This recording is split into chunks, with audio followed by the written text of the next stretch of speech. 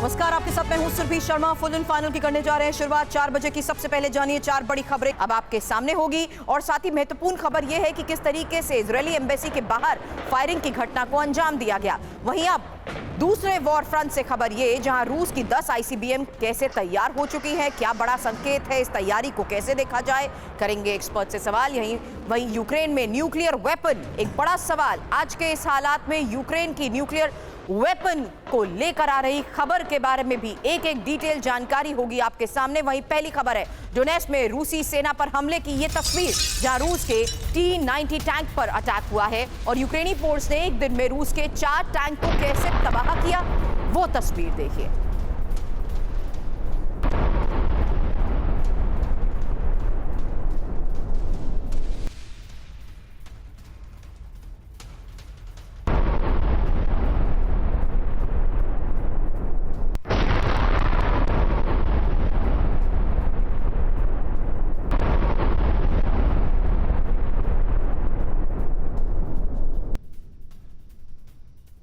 अगली तस्वीर रूस का यूक्रेनी बेस पर रॉकेट अटैक, जहां डोनेट्स्क में रूस का MLRS अटैक हुआ और एक साथ कई कात्यूशा रॉकेट कैसे दागे गए, ये देखिए तस्वीर।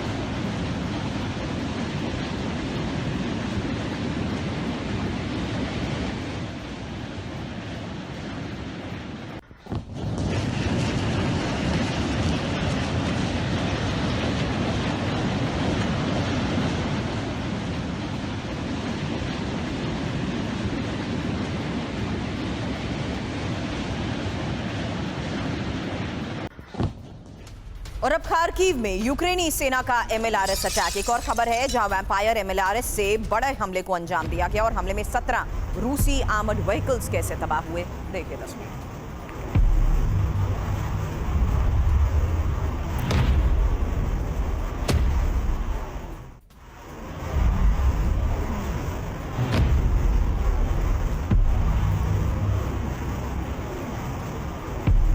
दो तस्वीरें एक साथ आपके सामने, जहां देखिए किस तरीके से एक साथ कई कात्यूशा रॉकेट दागे गए हैं और वैम्पायर MLRS से किस तरीके से बड़े हमले को अंजाम दिया गया। 17 रूसी आर्मर्ड व्हीकल्स को तबाह करने का इस हमले में दावा किया जा रहा है। वहीं रूस ने यूक्रेनी बेस को किस तरीके से टारगेट किया, ये डोनेट्स्क की तस्वीर है और डोनेट्स्क में रूस का ये MLRS अटैक, एक साथ कई रॉकेट दागे गए।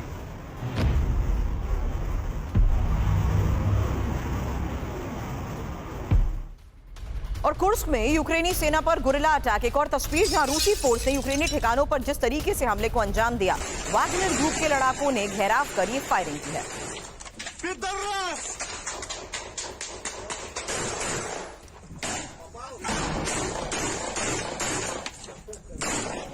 Попал!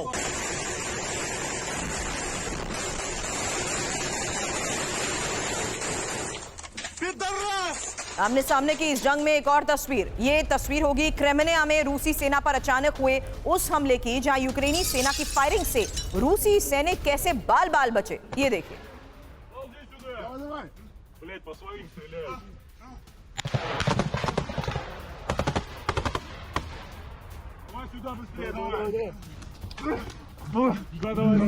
आपको बता दें 24 घंटे में करीब 1000 रूसी सैनिकों की मौत की भी खबर आई है। दो तस्वीरें एक साथ आपके सामने, ये देखिए यूक्रेनी सेना की फायरिंग से कैसे रूसी सैनिक बाल बाल बचे और ये खबर बड़ी है, जहां 24 घंटे में करीब 1000 रूसी सैनिकों की मौत को लेकर भी दावा किया जा रहा है। लेकिन वागनर ग्रुप के लड़ाकों ने एक तरफ जहां किस तरीके से फायरिंग को अंजाम दिया, ये वो तस्वीर आपके सामने है कुर्स्क की, जहां यूक्रेनी सेना पर अटैक की ये तस्वीर सामने आई। खबर निप्रो में रूसी मिसाइल हमले की भी है, उसका अब नया वीडियो आपके सामने होगा। ओरेश्निक मिसाइल से हमले का यह वीडियो बताया जा रहा है। 21 नवंबर को रूस ने आईसीबीएम से हमला किया था।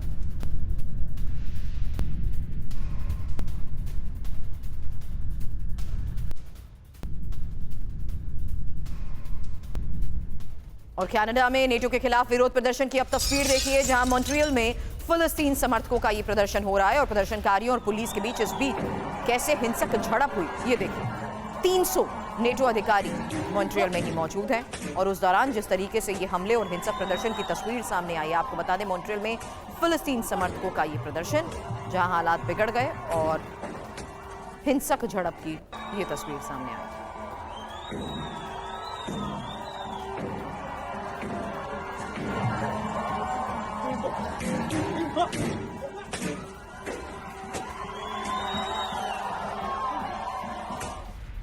और सेंट्रल गाजा में इजराइल के एयर अटैक की तस्वीर, जहां नुसीरत कैंप पर इजराइल का यह मिसाइल अटैक बताया जा रहा है और हमास के ठिकानों पर ही मिसाइल।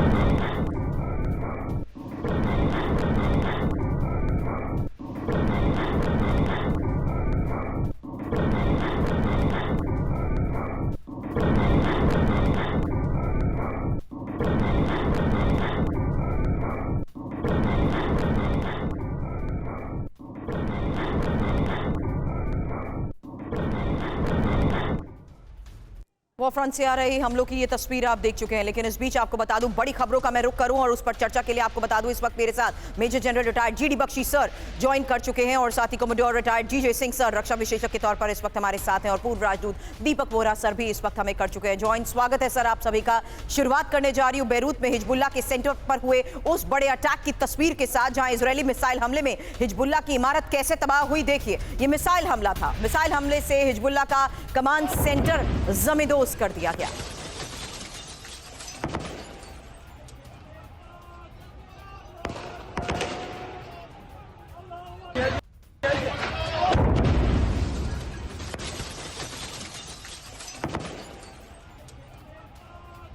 तो हिजबुल्लाह के सेंटर पर हुए हमले की ये वो तस्वीर है, जहां देखिए किस तरीके से इजराइल ने मिसाइल हमले से हिजबुल्लाह के एक और ठिकाने को तबाह करने का दावा किया है।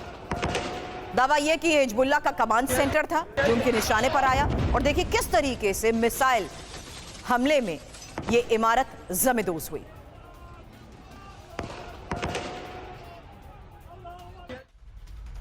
और लेबनान की राजधानी बेरूत पर भी बड़ा मिसाइल अटैक हुआ है। बेरूत पर इजराइल की 4 मिसाइलें गिरी हैं। इजरायली हमले में हिजबुल्लाह की इमारत तबाह और इजरायली हमले में 20 लोगों की मौत की खबर, जबकि 66 लोग घायल बताए जा रहे हैं। आपको बता दें एक हफ्ते में चौथी बार बेरूत पर बड़े हमले को अंजाम दिया गया है।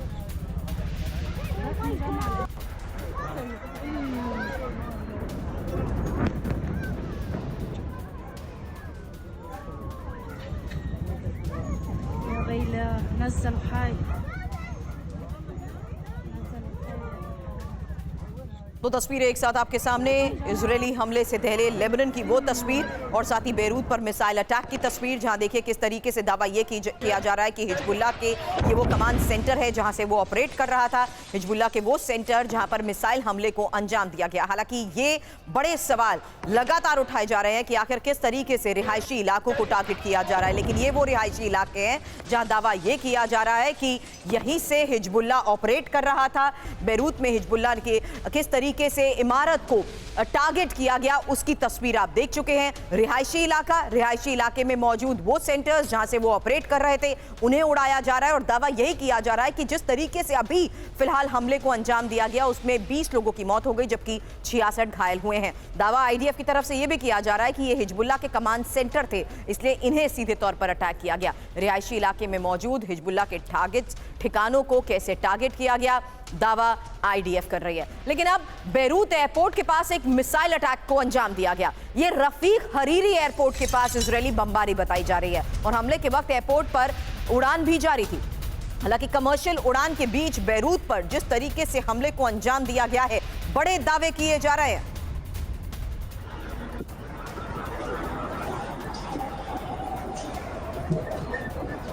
दावा यह कि बेरूत एयरपोर्ट के पास इस मिसाइल अटैक को अंजाम दिया गया। इजरायली बमबारी की अलग अलग जगहों से आ रही तस्वीरों में यह जगह भी इंपॉर्टेंट है। हालांकि हमले के वक्त एयरपोर्ट पर उड़ान भी जारी थी। इन तस्वीरों को जरा आप गौर से देखिए और ये हाईलाइट करते हुए तस्वीर आपके सामने सिर्फ उस जगह की नहीं है जहां पर मिसाइल अटैक हुआ, लेकिन इस तस्वीर को जरा गौर से देखिए क्योंकि पीछे से आपको एक फ्लाइट भी उड़ान भरते हुए नजर आ रही थी। यानी कमर्शियल उड़ान के बीच बेरूत में जिस तरीके से हमले को अंजाम दिया गया है, हमले के वक्त एयरपोर्ट ऑपरेट कर रहा था, उड़ान जारी थी और वही तस्वीर सामने आई है रफीक हरीरी एयरपोर्ट के पास हुई इजरायली बमबारी की। एयरपोर्ट ऑपरेशनल होते हुए भी जिस तरीके से 23 नवंबर की भी हमने ये तस्वीर दिखाई, उससे पहले 15 नवंबर की भी ये तस्वीर दिखाई, ये किस मोटिव के जरिए इस वक्त पूरे इलाके पर ऑपरेशंस को अंजाम दे रहा है Israel?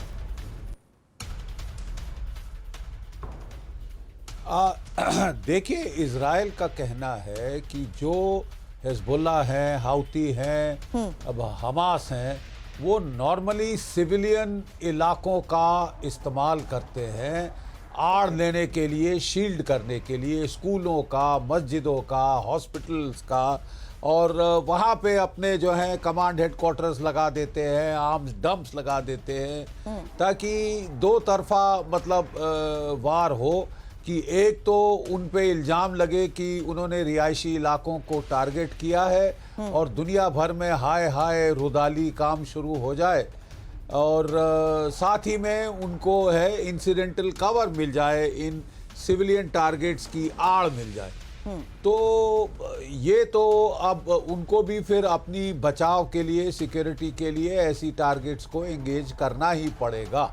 But the fact of the matter is कि अब हमको लड़ाई में ये भी देखना होता है प्रोपोर्शनैलिटी क्या है, और जस्ट रिस्पॉन्स अगर हम करना चाहते हैं, it has to be a proportional response. अब इजराइल पे लगातार इल्ज़ाम लग रहे हैं कि उसका जो रिस्पॉन्स है वो प्रोपोर्शनल नहीं है, आउट ऑफ प्रोपोर्शन है, और सिविलियन जो इलाके हैं वो तो बहुत नुकसान उठा रहे हैं। सिविलियन आबादी को काफ़ी नुकसान हो गया है, 1.5-2 लाख के करीब तो सिविलियन मारे गए हैं इस कॉन्फ्लिक्ट में, और इंटरनेशनल कोर्ट ऑफ जस्टिस ने भी तो अब तो सज़ा सुना दी है, अब मतलब दोषी करार कर दिया है प्राइम मिनिस्टर साहब को और उनके फॉर्मर डिफेंस मिनिस्टर को। अब कहाँ तक ये जायज़ है, कहाँ तक ये गलत है, क्योंकि हमने तो जब 7 अक्टूबर का हमला हुआ था तो हमने तो कोई आईसीसी की जजमेंट नहीं सुनी थी जिससे कि वो इनके जो रिस्पॉन्सिबल लोग हैं उनको वो मुजरिम करार कर रहे हों। Right sir, understood. लेकिन इस बारे में भी खबर आगे है और उसको लेकर भी बख्शी सर आपसे सवाल करूंगी। उससे पहले एक और खबर है, जॉर्डन में इजरायली दूतावास के पास हुए हमले की वो तस्वीर जहां जॉर्डन की राजधानी अम्मान में फायरिंग की घटना को अंजाम दिया गया। अब इजरायली दूतावास के बाहर ओपन फायर हुआ। गन फायर में 3 पुलिस अधिकारियों के घायल होने की भी खबर आई है। अम्मान पुलिस ने हमलावर को मार गिराया है। हालांकि इस बारे में देखिए, ये तस्वीरें भी अब सामने आई हैं जहां जॉर्डन में इजरायली दूतावास के बाहर हुई इस ओपन फायरिंग में अम्मान में, राजधानी अम्मान में फायरिंग की घटना को अंजाम दिया गया।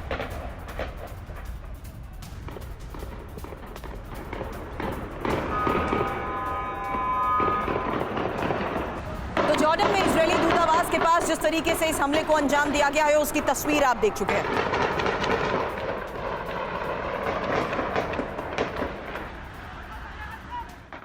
अब इस बारे में और इंफॉर्मेशन, क्योंकि जॉर्डन में इजरायली दूतावास के बाहर शूट आउट की ही तस्वीर आप देख रहे हैं, जहां खबर यह है कि अज्ञात हमलावर ने पुलिस वैन पर ताबड़तोड़ फायरिंग की और फायरिंग में 3 पुलिस अधिकारियों के घायल होने की भी खबर है। हालांकि पुलिस ने अज्ञात हमलावर को ढेर करने का भी दावा किया है। इजरायली दूतावास की सुरक्षा को भी बढ़ाने का फैसला लिया गया है। टाइम्स ऑफ इजरायल और जॉर्डन मीडिया इसको लेकर फिलहाल बड़े दावे कर रही है कि आखिर किस तरीके से इजरायली दूतावास के बाहर बिल्कुल फायरिंग की इस घटना को अंजाम दिया गया। जी सिंह साहब, सवाल आपसे, इस तरीके से जिस अब टारगेट इजरायल को किया जा रहा है, क्या ये माना जाए कि अलग अलग उन इलाकों को सोचते हुए ही इजरायल को टारगेट करने की ये कोशिश करी जा रही है? ये बात मैं इसलिए भी कह रही हूं क्योंकि जिस तरीके से अभी थोड़ी देर पहले मैं बख्शी सर से सवाल कर रही थी कि अब इजरायल किस मोटिव के तहत रिहायशी इमारतों को टारगेट कर रहा है, क्या यहां हिजबुल्लाह की भी बहुत हद तक स्ट्रैटेजी बदली है कि सीधे तौर पर इजरायल को टारगेट करने की बजाय उसके अलग अलग इलाकों में मौजूद एम्बेसीज पर भी सीधा हमले को अंजाम दिया जाए?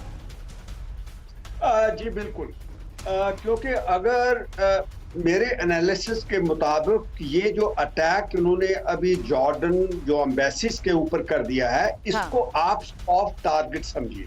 क्योंकि ये जो हिजबुल्लाह और हमास है, इनकी जो स्ट्रैटेजी छुपने की है, और जो इजराइल डरता नहीं है, वो रिहायशी इलाकों के ऊपर भी हमला बहुत जोरदार करता है।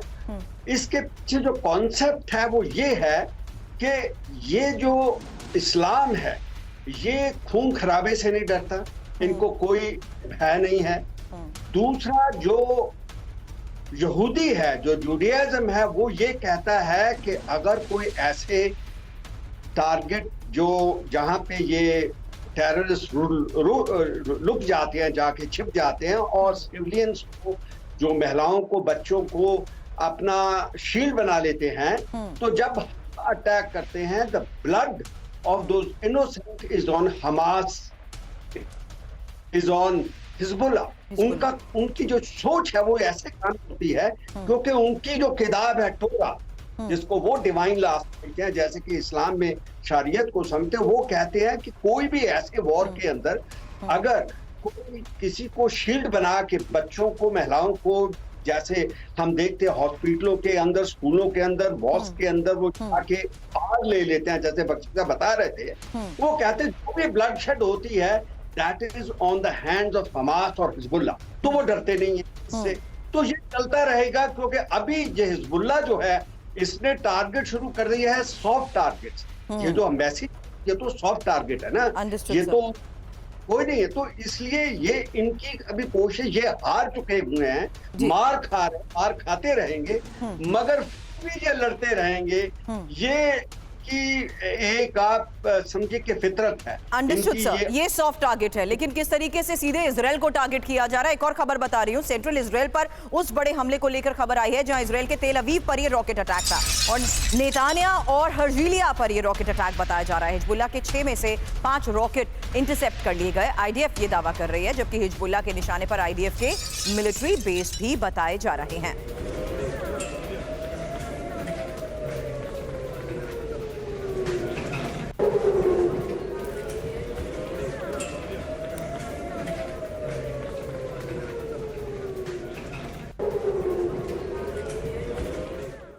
और लेबनान से इजराइल पर ड्रोन अटैक को लेकर भी खबर है। ये उत्तरी इजराइल पर ड्रोन से हमला था और गलीली में हिजबुल्लाह ने ड्रोन के साथ रॉकेट दागे हैं। गलीली में हिजबुल्लाह के हमले से नुकसान की भी खबर है।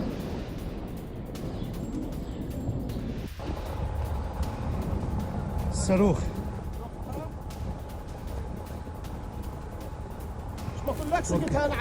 اوكي صاروخ مش فاهم يا شباب इजराइल के भी कई शहरों में हमले का अलर्ट है। तेल अवीव से हाइफा तक एयर रेड अलर्ट को लेकर खबर है। हिजबुल्लाह के रॉकेट हमले को लेकर अलर्ट है। सेंट्रल इजराइल में गूंजे एयर रेड अलर्ट के सायरन, सुनिए आवाज।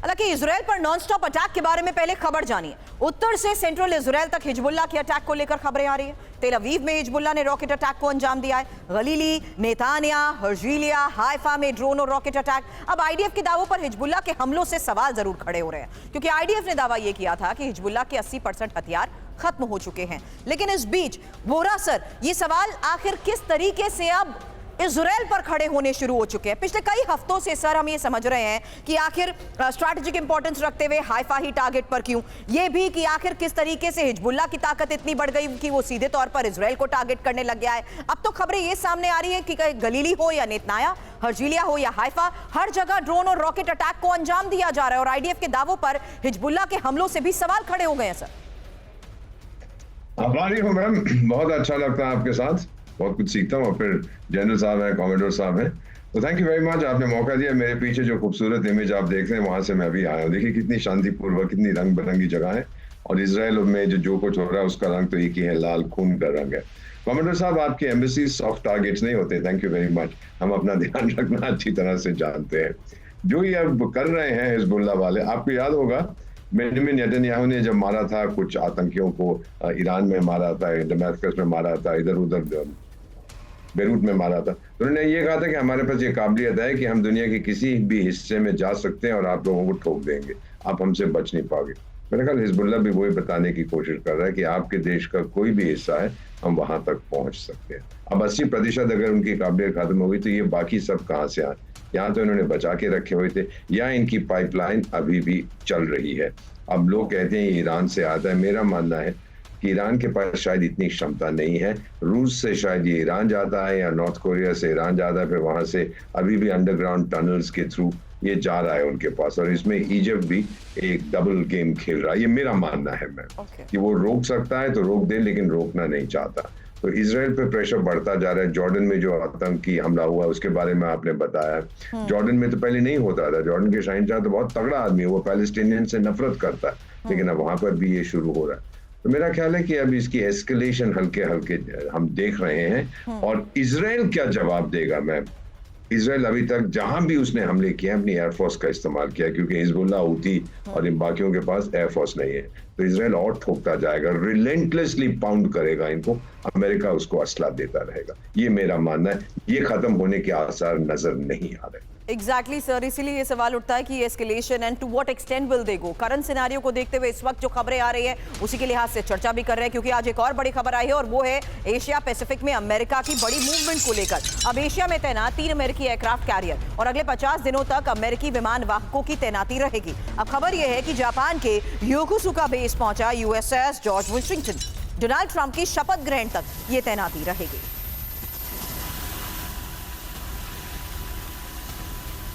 बख्शी सर, सवाल आपसे करूंगी इस बारे में, एशिया में अमेरिकी मूवमेंट का मतलब क्या समझा जाए? उससे पहले एक इंफॉर्मेशन रख रही हूं सर, क्योंकि एशिया पैसिफिक में 3 अमेरिकी एयरक्राफ्ट कैरियर्स की तैनाती को लेकर खबर है और अगले 50 दिनों तक 3 अमेरिकी एयरक्राफ्ट कैरियर्स की ये तैनाती रहेगी। हालांकि योकोसुका बेस में यूएसएस जॉर्ज वॉशिंगटन की तैनाती हुई है।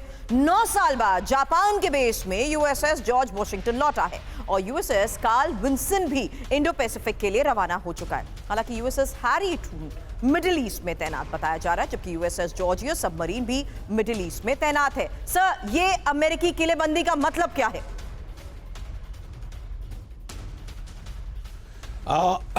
देखिए, डोनाल्ड ट्रंप साहब का जो ग्रैंड स्ट्रेटेजिक विजन है जी, उसके अंदर वो जो है प्राइमेसी देना चाहते हैं थ्रेट फ्रॉम चाइना। वो कह रहे हैं जो असली लॉन्ग टर्म थ्रेट है यूनाइटेड स्टेट्स को वो चाइना की है, क्योंकि चाइना की इकोनॉमी $17 ट्रिलियन की इकोनॉमी है और वो बड़ी तेजी से अपने आर्म्ड फोर्सेस खासकर नेवी को मॉडर्नाइज कर रहे हैं। तो आपको याद होगा प्रेसिडेंट ओबामा के कार्यकाल में हमने पिवट टू एशिया देखा था, पिवट टूवर्ड्स चाइना देखा था। लेकिन जब जॉर्ज बाइडेन साहब आए, पहले तो उन्होंने कहा कि मैं अफगानिस्तान से विड्रॉ कर रहा हूं, तो लोगों ने समझा कि वो युद्ध बंद करना चाहते हैं। लेकिन वो विड्रॉ कर रहे थे क्योंकि वो तैयारी कर रहे थे यूरोप में रशिया के खिलाफ यूक्रेन में युद्ध की। उनका तकरीबन मैक्सिमल फोकस जो है पिछले 3 सालों से वो यूक्रेन की तरफ है, यूरोप की तरफ है। तो मतलब जो एंटायर पिवटिंग हुई थी towards Asia, that has been undone. अब जैसे ही डोनाल्ड ट्रंप साहब वापस आए हैं, वो कह रहे हैं कि मैं रूस को इतना प्राइमरी थ्रेट नहीं मानता और मैं I'd like to pivot back to Asia. ये भारत के लिए भी अच्छा है। वी टेंड टू एग्री, क्योंकि हेनरी किसिंजर ने बड़ा क्लियर कह दिया था अमेरिकन्स को कि it should be settled maxim of American foreign policy never to take on more than 1 major Asian power at a time. मतलब रूस और चीन को दोनों को आड़े हाथ लेना इकट्ठा इज स्ट्रेटेजिक फूलिशनेस। अंडरस्टूड। ठीक है, ये बाइडेन साहब ने की थी। हाँ। और वो तो हमारे खिलाफ भी काफी एक्शन लेने शुरू हो गए थे, कू इन बांग्लादेश और खालिस्तानियों को सपोर्ट और सेंट मार्टिन आइलैंड और हमारे जेट इंजिन्स को ना देना इत्यादि इत्यादि। सो मतलब वो जो थी वो there was a clear mismatch between American capabilities and American commitments. So is the reason I wanted to understand कि अमेरिका की एशिया पैसिफिक में इस मूवमेंट का मतलब क्या समझा जाए। लेकिन एक और खबर है सर, अब ये रूस के कुर्स्क में अमेरिकी मिसाइल से अटैक को लेकर खबर आई है और ये कुर्स्क में ATACMS मिसाइल से हमला है। कुर्स्क में दागी गई 5 अमेरिकी मिसाइलें, रिपोर्ट दावा कर रही है, जहां अमेरिका ने यूक्रेन को दी 5 ATACMS मिसाइलें।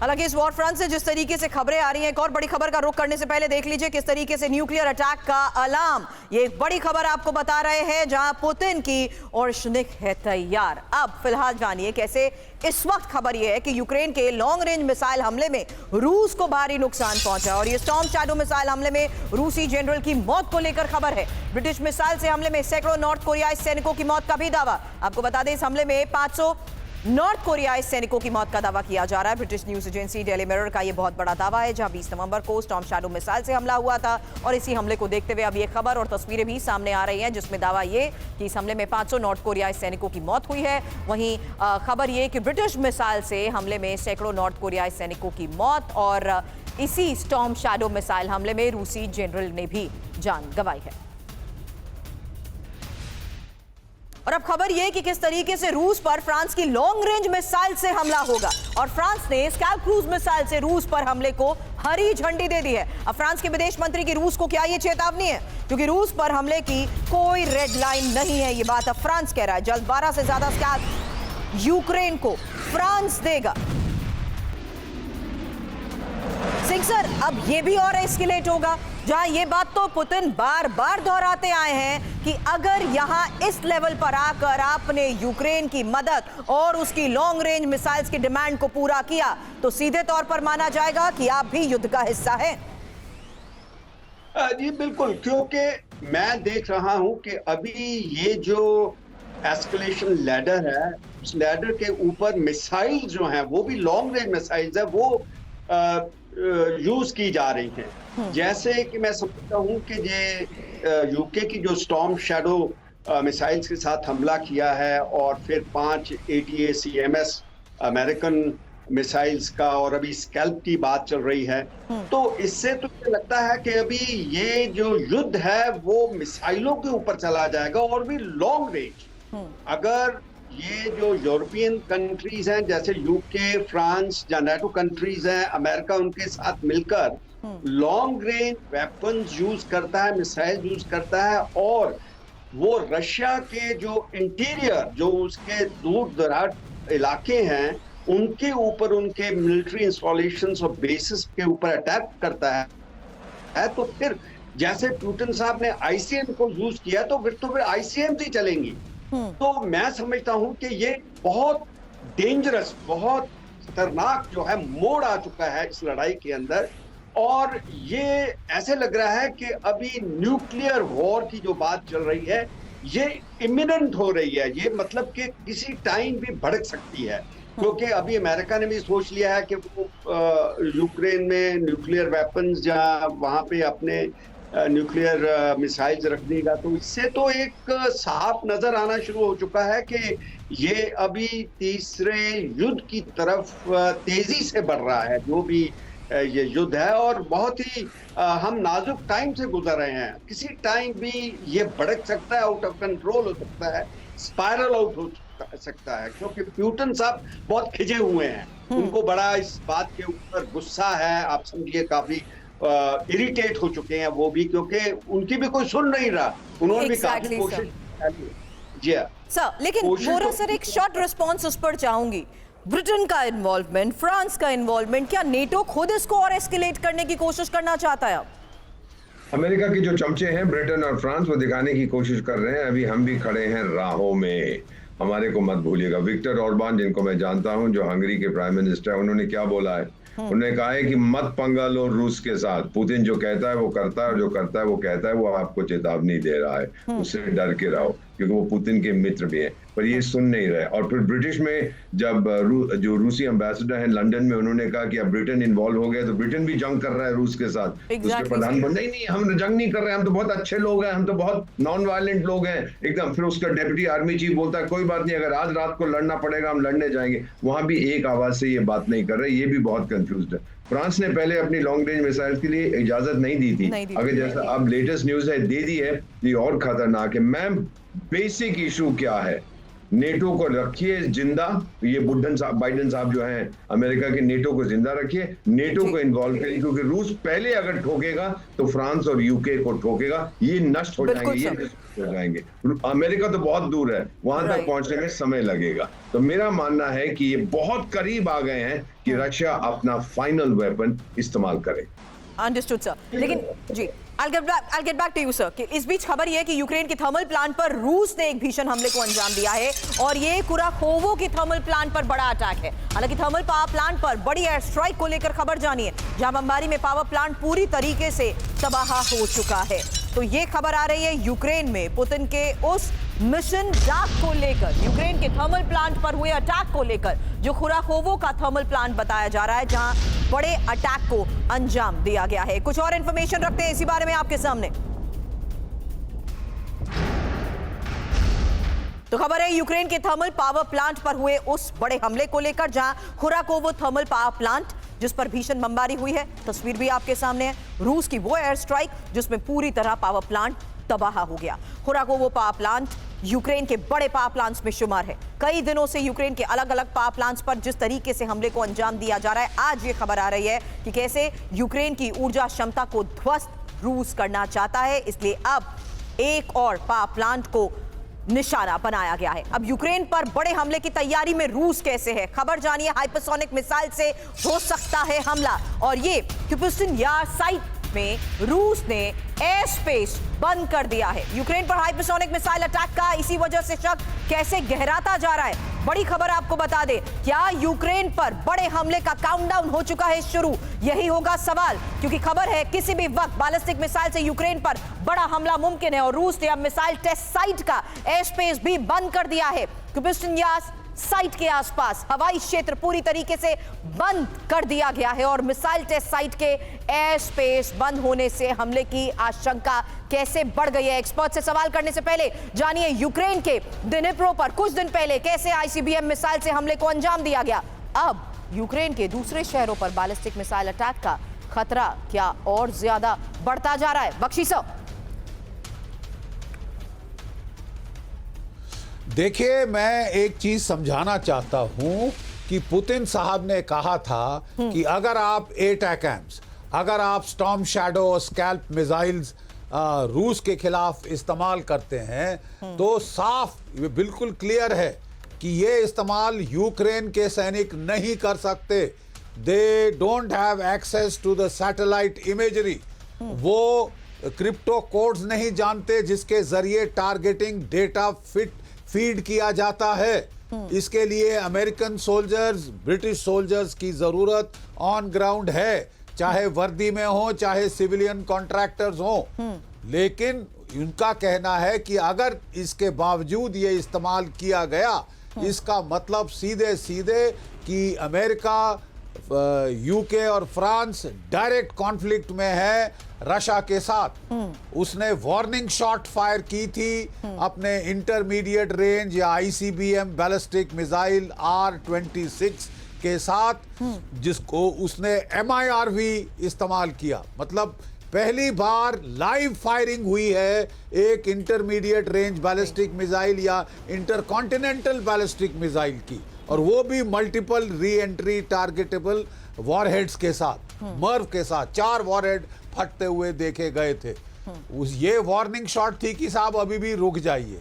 लेकिन अमेरिका ने, यूके ने, फ्रांस ने बड़े तिरस्कार के साथ इसको अनदेखा कर दिया है। वो मजबूर करना चाहते हैं पुतिन साहब को कि वो बड़ा कदम उठाएं, वो टैक्टिकल न्यूक्लियर थ्रेशोल्ड पार करें।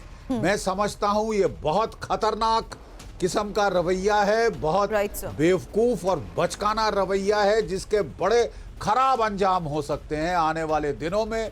मैं नहीं समझता कि रूस चुपचाप रोल ओवर करके प्ले डेड करेगा कि हाँ जी साहब हम कुछ नहीं कर सकते। रूस बहुत कुछ कर सकता है, और बेवजह बाइडेन साहब जो है तीसरी युद्ध को, थर्ड वर्ल्ड वॉर को, न्यूक्लियर आर्मागेडन को स्टोक करने की कोशिश कर रहे हैं, to spoil the atmosphere for Donald Trump. Donald Trump ने कहा है कि मैं शांति बहाल करूंगा, वो कह रहे हैं कि उसके पहले हम थर्ड वर्ल्ड वॉर शुरू करके जाएंगे। सर, सो इज द किसी रीजन भी कि अब तरीके से नीदरलैंड भी आप अपने पीछे स्तर पर हट नहीं तैयारी कर रहा है। पाओगे। बख्शी सर, एक और खबर है, इसी बड़ी जंग की तैयारी में नीदरलैंड कैसे है? नीदरलैंड्स बॉर्डर पर सैन्य हलचल बढ़ चुकी है और यहाँ टैंक्स और आर्मर्ड व्हीकल्स की डिप्लॉयमेंट को लेकर इनपुट है सर, ट्रेन के जरिए सैन्य हथियारों की डिप्लॉयमेंट की। ये देखिए तस्वीर।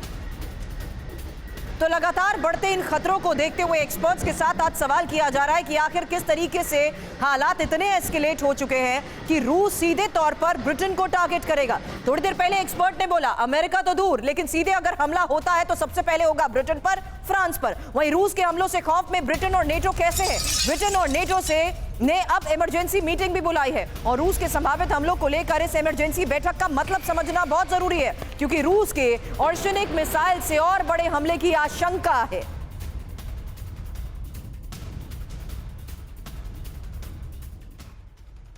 तो रूसी हमले का नेटो में जो खौफ है, ब्रिटेन और नेटो इमरजेंसी मीटिंग करेंगे।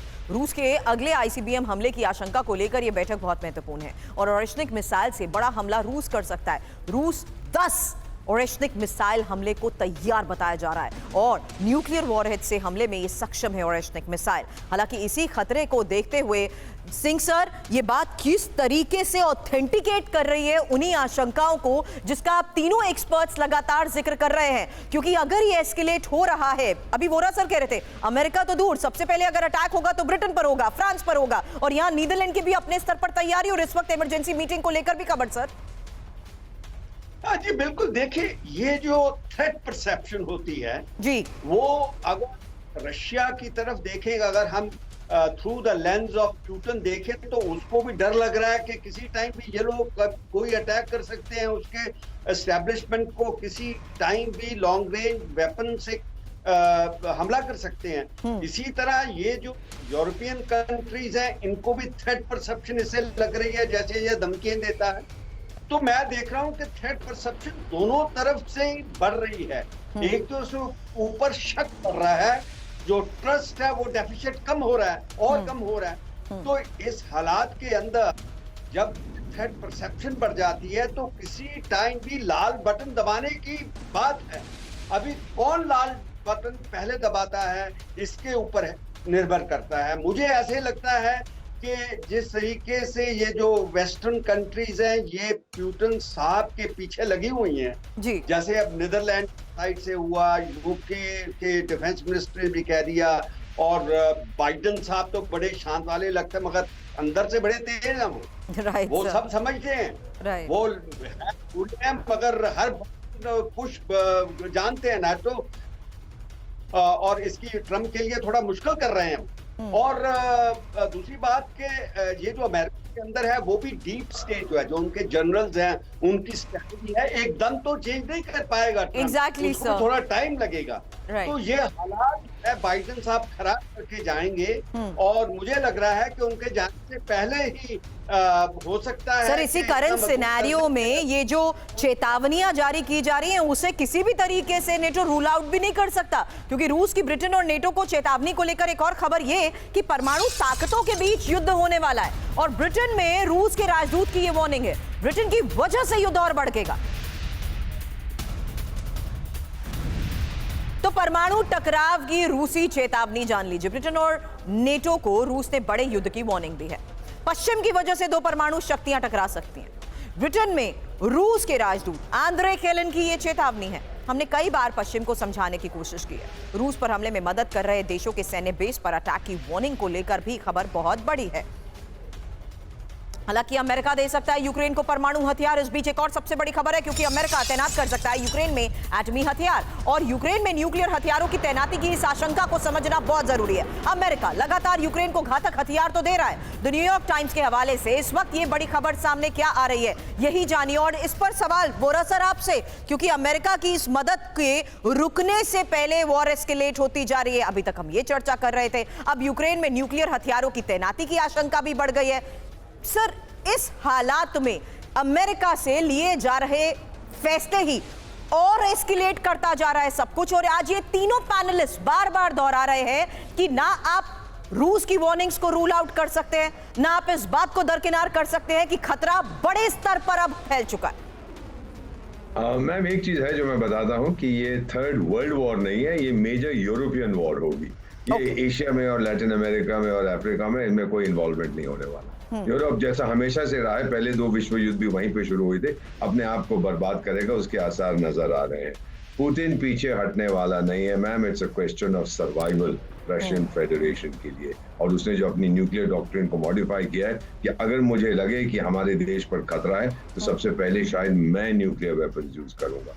और वो जो बुढ़न है वहां पे, उसको मालूम है कि मैं तो जाने वाला हूं, मेरे बाद डोनाल्ड ट्रंप साहब आ रहे हैं, मैं उनके हाथ में एक हथगोला हैंड ग्रेनेड देने लगा हूं और उसका पिन बाहर निकला हुआ है। फिर देखते हैं डोनाल्ड ट्रंप क्या कर पाते। ये बहुत डेंजरस माइंडसेट है अमेरिका का। अब वो नॉर्थ कोरिया को भी धमकी दे रहा है, उनका डिफेंस सेक्रेटरी जो है अमेरिका का, नॉर्थ कोरिया आ गया, वो भी लेजिटिमेट टारगेट्स हैं। तो टाइगर, जब तुम वहां पे आ गए, तुम रूस के लेजिटिमेट टारगेट्स नहीं हो। ये किस प्रकार का पाखंड होता है कि जो आपके अगेंस्ट है वो लेजिटिमेट टारगेट है, जो आपके साथ है वो लेजिटिमेट टारगेट नहीं है। I don't understand this madam. हमारी सिचुएशन इस समय ये है, Europe is on the brink, Europe में एक्सप्लोजन आने वाला है। आपके पीछे मैं इमेज देख रहा हूँ, इधर भी आग लगी है, उधर भी आग लगी है। I hope it's not true. I wish so sir. But Britain की नेतन्याहू को डायरेक्ट वार्निंग। एक और खबर है कि ब्रिटेन आए तो गिरफ्तार होंगे नेतन्याहू। अब अंतर्राष्ट्रीय क्रिमिनल कोर्ट के वारंट पर गिरफ्तारी होगी और ब्रिटिश सरकार के प्रवक्ता का ये ऐलान। शुरुआत में ही बख्शी सर इस खबर को लेकर भी हालांकि जिक्र कर रहे थे। आपको बता दें, जर्मनी ने नेतन्याहू की गिरफ्तारी को नकारा है। नीदरलैंड की इजराइल को चेतावनी, नेतन्याहू को गिरफ्तार नीदरलैंड करेगा। नीदरलैंड आए तो गिरफ्तार होंगे नेतन्याहू। इंटरनेशनल क्रिमिनल कोर्ट के अरेस्ट वारंट को नीदरलैंड मानेगा।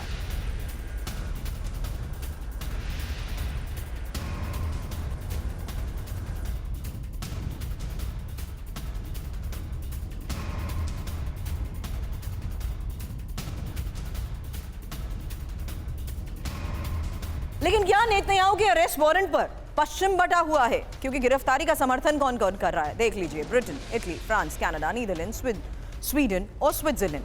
अब विरोध में कौन कौन है? अमेरिका, जर्मनी, हंगरी और अर्जेंटीना। नेतन्याहू के खिलाफ अरेस्ट वारंट क्यों जारी हुआ है जान लीजिए। क्योंकि अंतर्राष्ट्रीय क्रिमिनल कोर्ट ने नेतन्याहू पर गाजा में युद्ध अपराध के आरोप तय किए हैं।